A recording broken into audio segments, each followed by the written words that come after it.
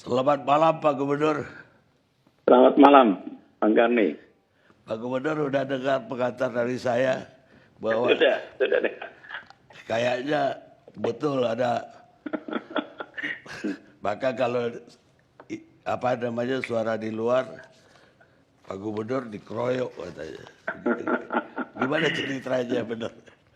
Lebih seru Bang kalau dikeroyok Bang. Iya, saya dengar tadi juga termasuk lagunya dari grup Seventeen tadi Bang. Mengapa harus aku yang mengalah, Firman Siagian. Gini, Bang Karni, saya perlu garis bawahi. Nanti saya akan bicarakan tentang detailnya, tapi saya rasa kita perlu letakkan ini dalam konteks menyelamatkan warga Jakarta dari pandemi COVID.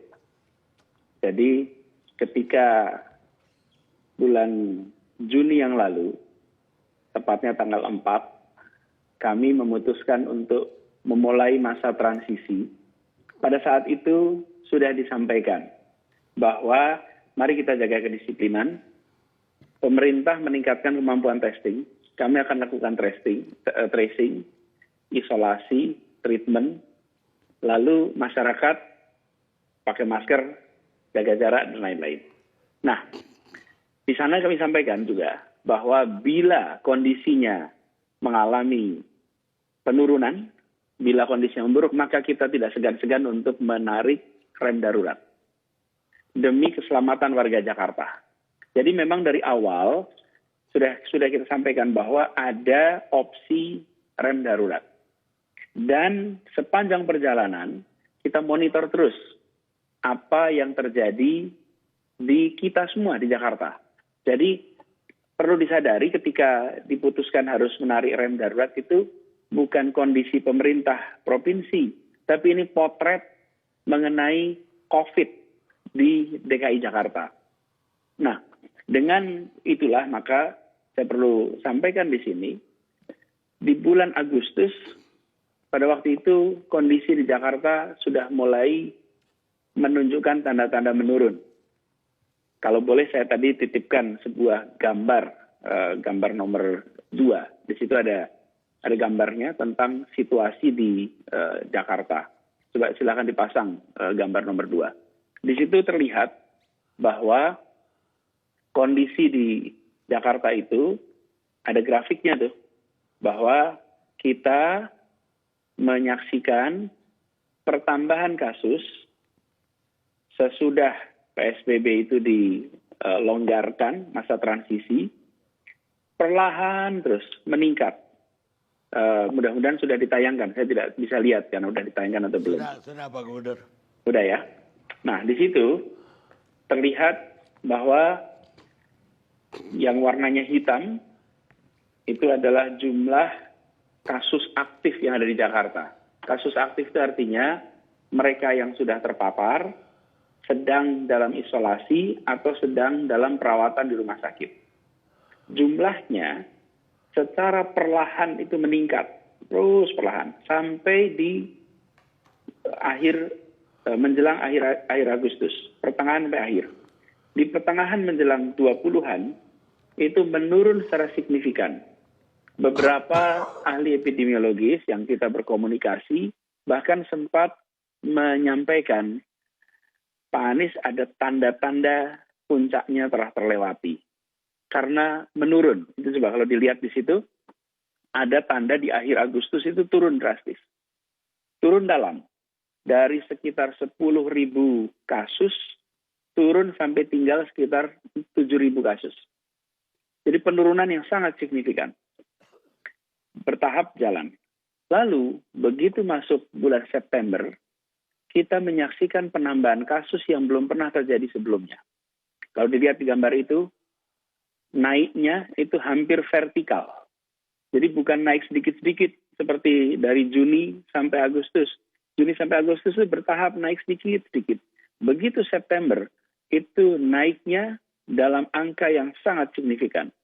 Dalam hitungan hari, dalam 12 hari, ketika ini dipantau, maka yang kita lihat adalah 25% dari seluruh kasus selama 6 bulan kita menghadapi pandemi, itu terjadi di 12 hari terakhir. Bayangkan Bang Karni, dari angka 7.900 kasus di tanggal 30 Agustus, di tanggal 11 September, itu menjadi 11.800, naik 49% dalam waktu 12 hari. Jadi, 12 hari itu menyumbangkan 25% dari seluruh kasus sejak 180 hari yang kita lewati. Itu 12 hari terakhir. Kemudian yang meninggal, 12 hari terakhir itu menyumbangkan 14% dari seluruh total jumlah yang meninggal. Jadi, bulan September ini kita menyaksikan fenomena yang berbeda sekali. Saya ingin tunjukkan yang berikutnya angka kematian. Coba boleh ditunjukkan di gambar nomor 1. Di situ angka kematian. Kalau dilihat, angka kematian sudah terlihat. Di sana adalah gambar kematian harian. Coba perhatikan di situ. Sesudah kita menerapkan PSBB tahap mulai dari Maret, April, sesudah itu angka kematian turun terus. Terlihat gambarnya ya, Bang Karni, saya nggak bisa lihat Bang, di sini. Terlihat, Pak Gubernur. Turun terus. Jadi yang warnanya merah itu di atas, itu adalah pelayanan pemakaman kita dengan menggunakan protokol COVID. Turun terus sampai Juni. Karena itulah Juni kita lakukan pelonggaran. Alhamdulillah situasinya sudah menurun, stabil. Lalu di bulan Agustus perlahan naik lagi. Mendadak pelayanan kita harian itu meningkat. Orang-orang yang dinyatakan sebagai mengidap penyakit menular dan harus dimakamkan dengan prosedur COVID. Yang warna biru itu mereka yang sudah dites, sehingga confirm kasus COVID.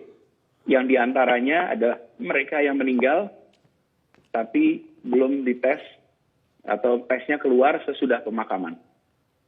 Jadi angkanya meningkat. Angka kematiannya meningkat. Itu sebabnya ketika di bulan September meningkatnya sangat signifikan, ini alarm yang amat mengkhawatirkan.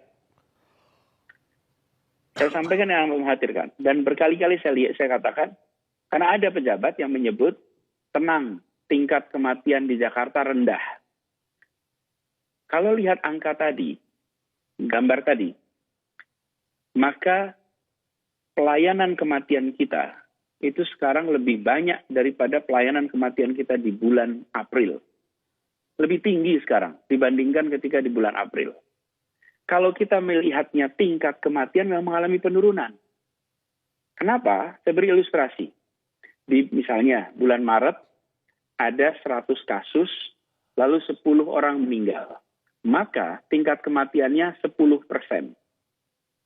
Kemudian di bulan September ada 1.000 kasus yang meninggal 50. Maka tingkat kematiannya 5%. Jadi kalau kita bicara tingkat kematian, bisa kita mengatakan alhamdulillah tingkat kematian turun dari 10% jadi 5%. Sementara kalau lihat jumlah kematian naik dari 10 orang meninggal jadi 50 orang meninggal. Itu sebabnya saya sering mengatakan, jangan hanya lihat tingkat kematian, tapi lihat angka kematian. Karena yang kami kuburkan itu bukan prosentase. Yang kami kuburkan itu adalah jenazah manusia. Manusia ini bukan prosentase. Karena itu jangan anggap kematian itu sebagai statistik. Sejak bulan Maret, Bang Ani, saya sudah mengatakan, jangan pernah anggap kematian sebagai statistik. Karena ini adalah manusia, ini adalah suami, ini adalah istri, ayah, kakak, adik, dari begitu banyak orang. Kan lihat jumlahnya. Nah, ini juga yang kami perhatikan. Jadi ketika di bulan September meningkat jumlah kasusnya, kasus aktif, meningkat kematiannya secara tinggi, angka kematian. Kalau kita bicara tingkat kematian, turun. Jakarta itu tingkat kematiannya termasuk yang rendah. Di beberapa tempat lain di atas 7%. Jakarta ini tingkat kematiannya 2,7 sampai 3%. Bergerak di situ. Tingkat kematian. Karena pembaginya banyak. Nah, Jadi melihat itu, Pak Garni, maka di masa akhir 2 mingguan PSBB transisi, kami review. Dan dari hasil review itu, ini mengkhawatirkan. Lihat dari pengalaman bulan April kemarin. Begitu kita melakukan pembatasan, apa yang terjadi? Diperlukan waktu sekitar 2 minggu mulai turun. Jumlah kasusnya mulai turun, angka kematiannya mulai turun, sehingga kita bisa menjaga keselamatan warga. Nah, ketika ini terjadi lagi sekarang, dan angkanya naik terus, bila kita tidak berhenti sejenak, menahan ruang interaksi, menunggu sebentar di rumah, agar mengurangi keterpaparan, maka resikonya akan besar. Mengapa? Nah, ini yang kemudian saya sampaikan soal rumah sakit. Dalam kenyataannya, jumlah tempat tidur untuk rawat inap maupun jumlah tempat tidur untuk ICU itu ada batasnya. Dan batasnya dari mana? Kita tahu persis. Makanya kalau ditanya berapa jumlah tempat tidur di Jakarta, kami tahu persis. Wong kita siapkan ini selama berbulan-bulan, jumlahnya cukup untuk menangani kasus seperti yang bergerak selama ini. Tapi begitu 10 hari pertama, lompatnya tinggi, penambahannya tinggi, pada saat itu kita menyadari bahwa kapasitas yang ada akan bisa kewalahan untuk menampung jumlah pasien bila tidak ada intervensi. Intervensinya apa? 2. 1, menaikkan kapasitas rumah sakit. 2, mengurangi potensi kasus baru. Dua-duanya kita kerjakan. Nambahnya dikerjakan, tapi harus disadari, menambah kapasitas rumah sakit itu bukan sekedar nambah kasur, bukan sekedar nambah kamar, tapi harus ada tambahan tenaga medis. Harus ada dokter, harus ada perawat, harus ada ahli laboratorium. Yang itu tidak bisa kemudian mendadak semuanya siap. Kita melakukan rekrutmen, Pak Ari, dari seluruh Indonesia. Diundang untuk bekerja di Jakarta, membantu kita menjadi profesional jangka pendek sebagai tenaga medis di rumah sakit di Jakarta. Bulan September ini, kita sudah tambah 700 lebih.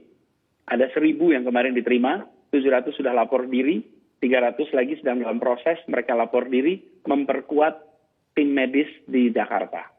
Nah, melihat situasi itu, maka saya sampaikan dengan berat hati, saya harus menarik rem darurat itu.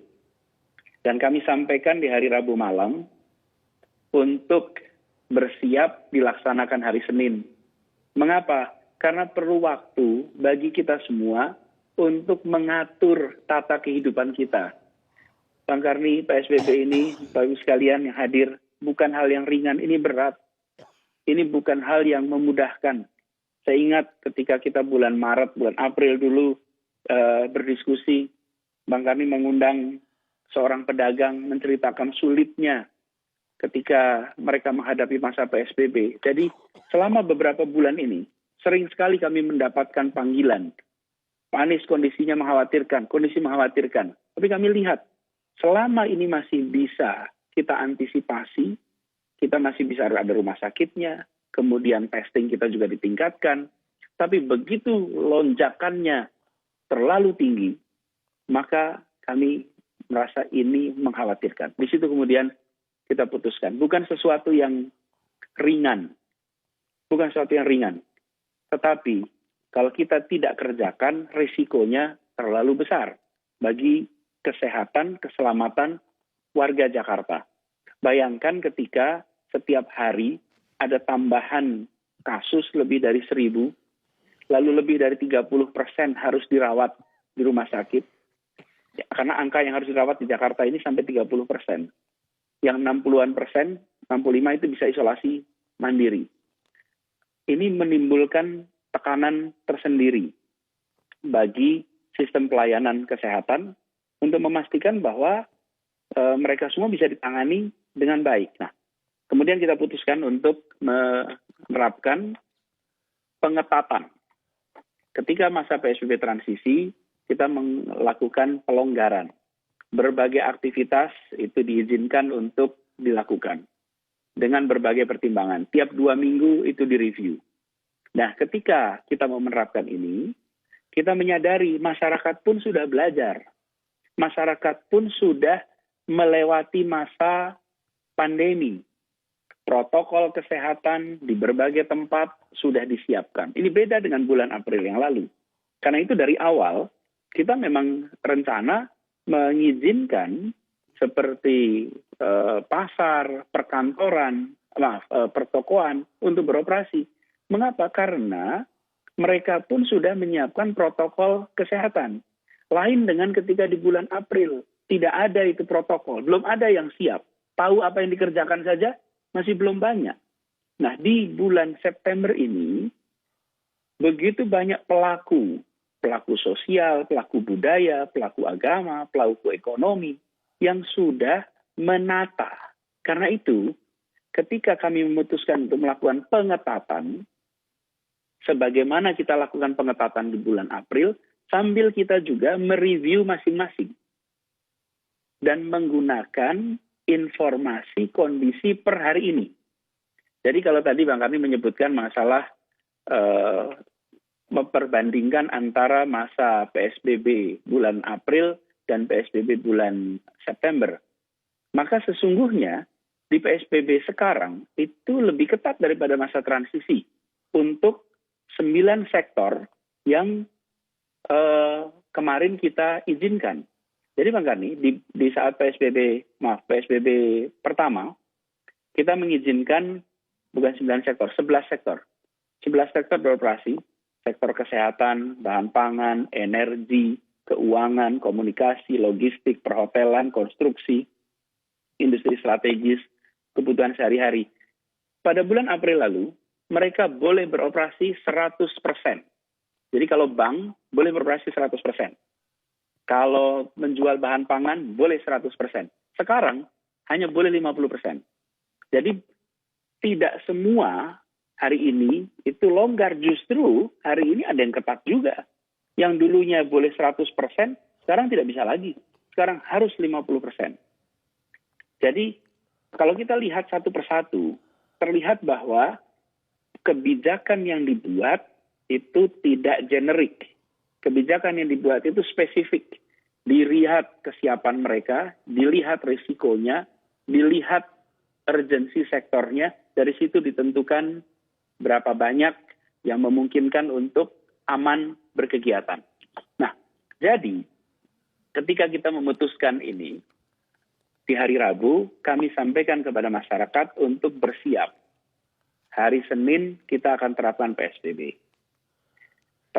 Sebetulnya kita masih PSBB, tapi melakukan pengetatan atas PSBB dari yang longgar itu. Nah, di sini kemudian, Pak Karni, ada berbagai kalangan yang tidak menginginkan ada pengetatan.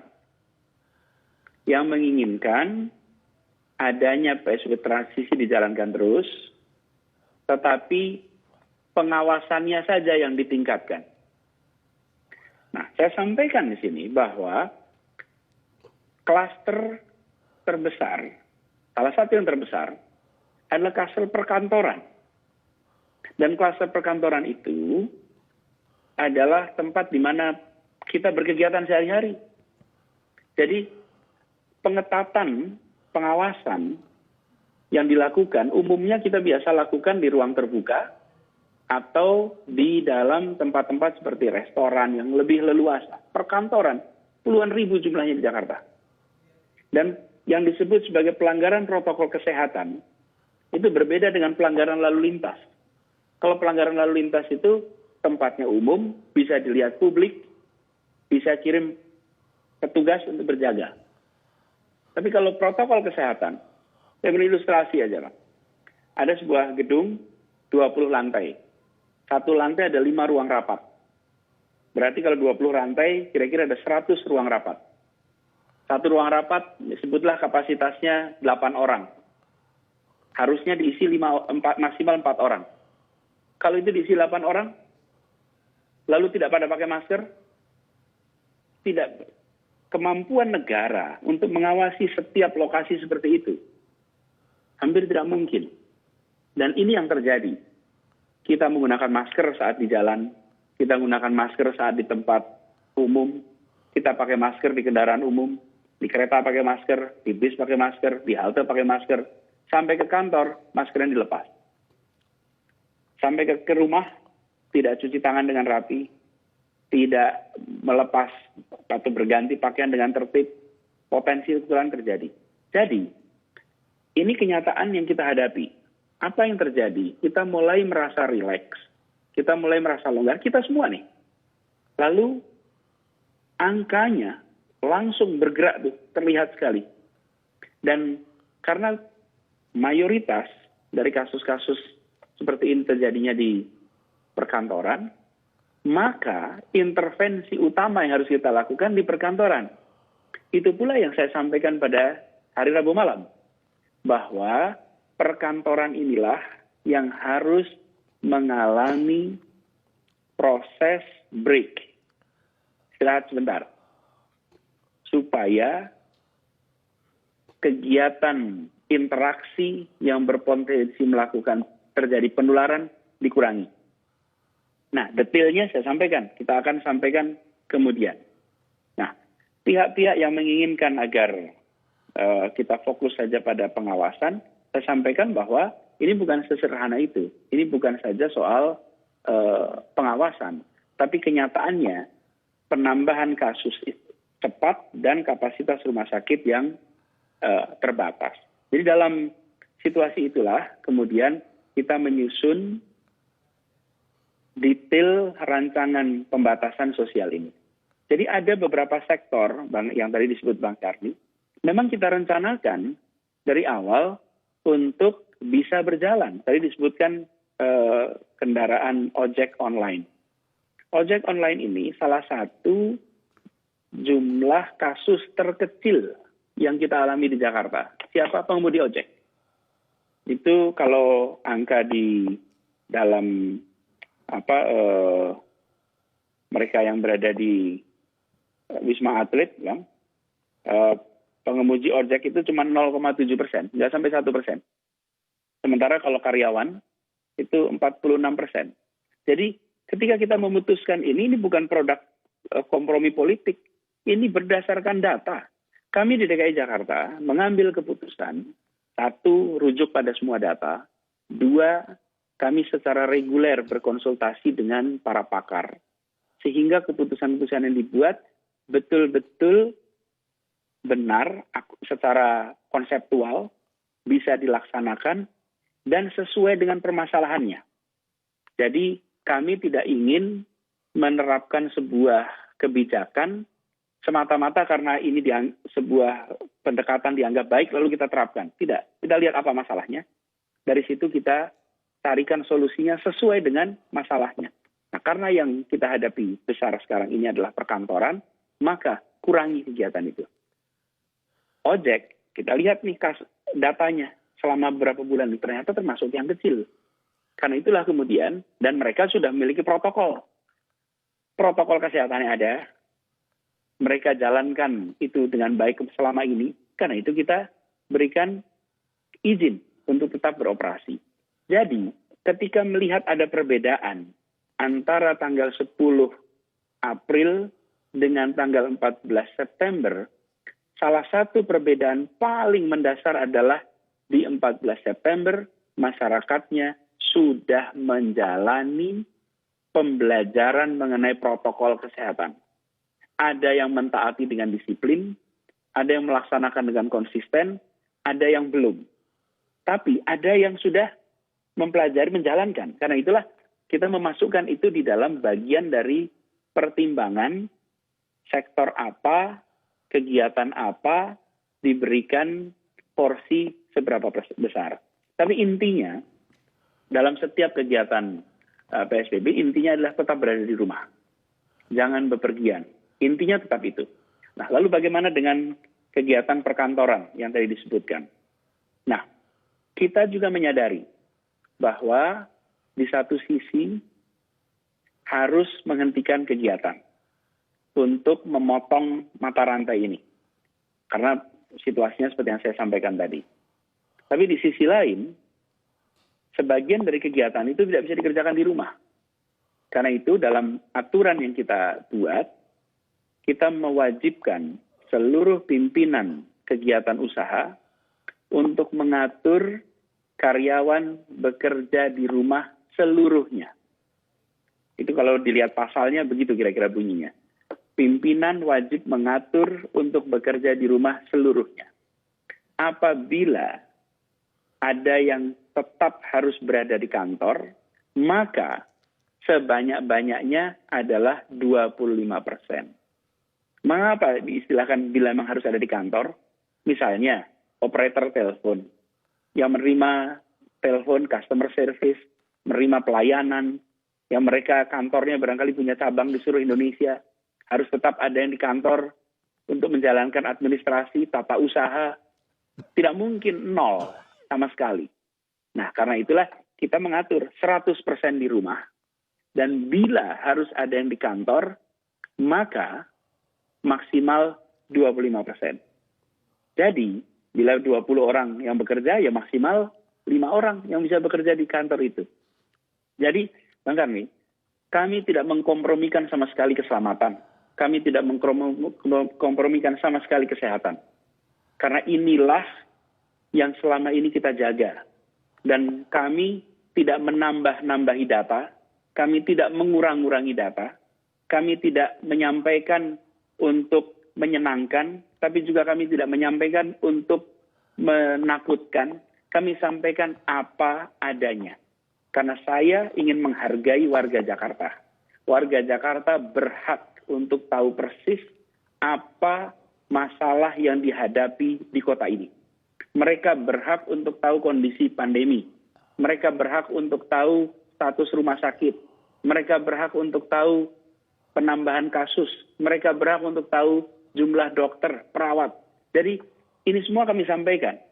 Dan pesan ini adalah pesan, yuk kita waspada. Pandemi ini bukan sesuatu yang ringan. Tapi bila kita sampaikan apa adanya, masyarakat menyadari apa yang dihadapi, maka insya Allah kita bisa hadapi ini dengan sebaik-baiknya. Jadi, Bang Karni, kalau boleh saya sampaikan dalam kesempatan ini, ketika kemarin memutuskan, kita bertahan bahwa PSBB transisi harus diubah menjadi PSBB yang diperketat. Dan alhamdulillah kita konsisten jalankan itu. Kita tidak bergeming, banyak pihak yang menginginkan kita menjalankannya hanya transisi saja, hanya cukup lakukan pengetatan saja, tapi kami tidak. Kami sampaikan bahwa ini penting untuk Jakarta. Nah, saya percaya, sekalian, bahwa koordinasi kita juga berjalan baik. Komunikasi dengan pemerintah itu berjalan baik. Kita komunikasi terus. Baik dengan BNPB maupun dengan Satgas Nasional. Karena pertemuannya rutin. Jadi dengan Pak Doni di BNPB itu rutin. Dan itulah memang selama ini yang bekerja menangani COVID sama-sama. Setiap minggu malam itu selalu ada rapat koordinasi dengan video conference rutin tiap minggu malam. Menyampaikan apa yang terjadi, apa langkahnya. Jadi apa yang dialami Jakarta itu juga sesuatu yang kita sampaikan kepada pemerintah pusat dan kita berkoordinasi terus. Jadi ketika kita menjalankan ini, saya ingin sampaikan kepada semua warga Jakarta, bukan sesuatu yang ringan. Kita pernah melewatinya dan pada bulan April lalu barangkali lebih berat daripada sekarang karena pada waktu itu kita belum siap. Sekarang kita jalani 2 minggu ini sebagai jeda. Mudah-mudahan tidak harus diperpanjang. Karena kita bisa memotong mata rantai itu sebaik-baiknya. Dan ini semua kita kerjakan berdua. Di sisi pemerintah dan sisi masyarakat. Kalau kami belum mengerjakan PR kami, maka salah bila kami meminta masyarakat untuk sekarang berhenti sebentar. Kami kerjakan PR kami. Di Jakarta, kemampuan testing itu digenjot setinggi-tingginya. Sejak bulan April kita menjangkau semua laboratorium. Ada 54 laboratorium di Jakarta yang menjadi satu kesatuan untuk menangani COVID. Itu tidak dikerjakan sendiri oleh DKI. Ada kampus, ada pusat-pusat penelitian, ada milik pemerintah pusat, ada milik BUMN, ada milik swasta, menjadi jejaring laboratorium. Sehingga kita di Jakarta ini bisa mendeteksi awal. Dengan mendeteksi awal, maka mereka-mereka yang positif COVID, memiliki komorbid, penyakit bawaan, atau lanjut usia, bisa kemudian ditangani dengan baik di awal. Itu sebabnya kalau kita lihat prosentase, secara prosentase, tingkat kematian di Jakarta rendah, karena tertanganinya cepat. Nah, ini dikerjakan lewat kemampuan testing yang kita tingkatkan. Coba Bang Kani boleh dipasangkan slide gambar yang ketiga. Di situ ada gambar tentang apa yang dikerjakan kami di pemerintah. Bayangkan Bang Kani, di seluruh Indonesia, Gambar ketiga. slide ketiga, di seluruh Indonesia itu ada 1,5, hampir 1,6 juta orang, 1,59 juta orang yang sudah dites PCR. Dan dari jumlah itu, 770.000 dilakukan di DKI Jakarta. Jadi penduduk DKI Jakarta itu 4% dari penduduk Indonesia, tapi proporsi tes di Jakarta 48%. Saya ingin laporkan kepada masyarakat Jakarta, kami di Pemprov DKI Jakarta mencoba sebertanggung jawab mungkin dengan melakukan peningkatan yang menjadi kewajiban kami. Karena testing tidak bisa dikerjakan oleh masyarakat saja, oleh kami. Karena itu kami tingkatkan kemampuan testing.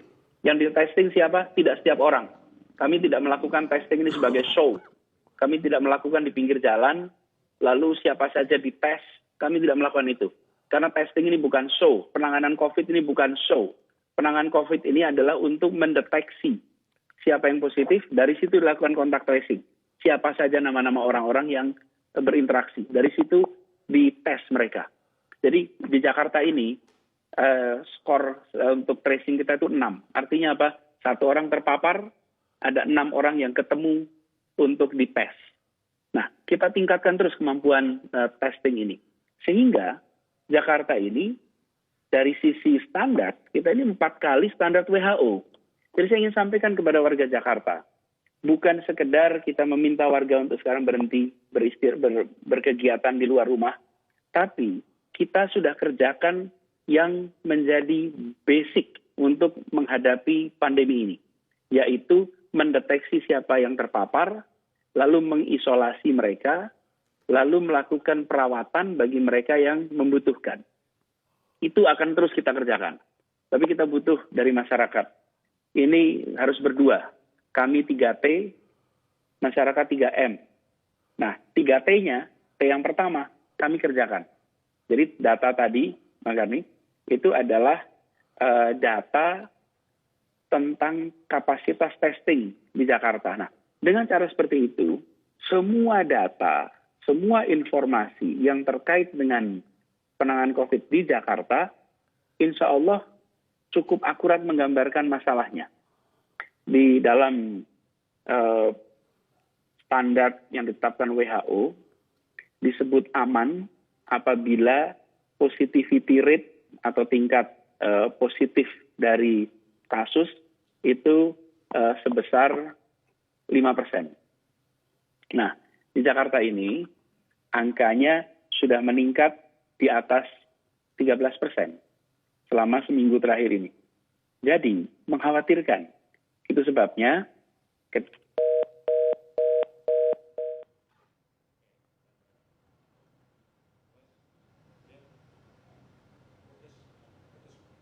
bisa nggak dibaikin?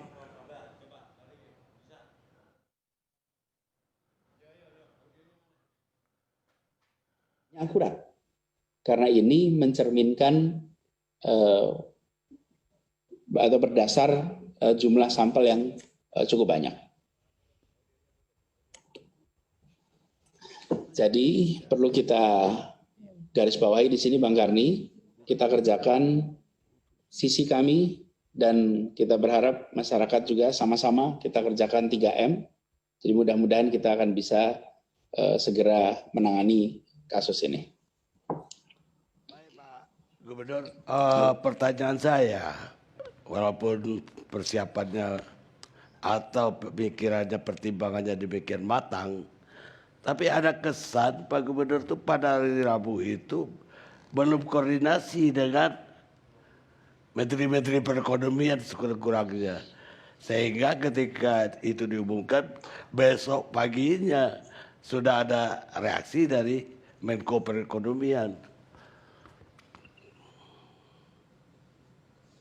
Ya, sebenarnya kalau bicara komunikasi, semuanya komunikasi Bang Karni. Tapi biarlah itu menjadi bagian dari dapur kita. Yang penting kita sama-sama menjalankan sesuai dengan arahan Bapak Presiden bahwa ketika kita menangani kasus COVID ini, pastikan kesehatan nomor 1. Pastikan bahwa perekonomian juga tetap ada ruang untuk bisa bergerak. Dan kami di Jakarta menyadari persis, Pemprov DKI itu merasakan persis Bang Karni, konsekuensi dari kegiatan perekonomian yang mengalami perlambatan. Karena APBD kita, pendapatan kita mengandalkan pada pajak. Dan ketika kegiatan perekonomian itu mengalami pengurangan yang signifikan, maka pendapatan Pemprov DKI juga mengalami penurunan yang sangat signifikan. Kami menyadari persis. Tapi di sisi lain, kita menyaksikan bahwa petugas-petugas kita setiap hari merasakan jumlah yang harus dimakamkan yang lebih banyak. Dokter-dokter di rumah sakit yang mulai kewalahan dengan jumlah pasien. Para perawat yang mengalami kewalahan dengan pasien, itu juga kita rasakan.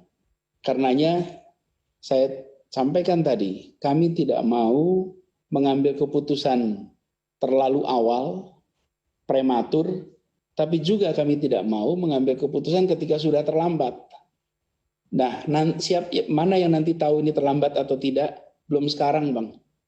Nanti minggu-minggu ke depan, bulan-bulan ke depan, kita akan tengok kembali datanya. Sebagaimana kita menengok data sekarang ke bulan April. Pada saat kita mengambil keputusan, belum tahu ini seperti apa nanti konsekuensinya. Waktu itu pernah saya sampaikan, kami lebih memikirkan apa yang ditulis orang di kemudian hari, karena mereka akan merujuk menggunakan data, daripada yang dikatakan orang hari ini. Karena yang sedang kita ambil keputusan ini sesuatu yang butuh waktu untuk tahu seperti apa konsekuensinya. Nah, insya Allah kita yakin bahwa langkah ini akan ikut berkontribusi signifikan di dalam pengendalian penyebaran COVID di Jakarta. Baik, Pak Gubernur, terima kasih sudah bergabung bersama kami. Terima kasih, Bang Karni.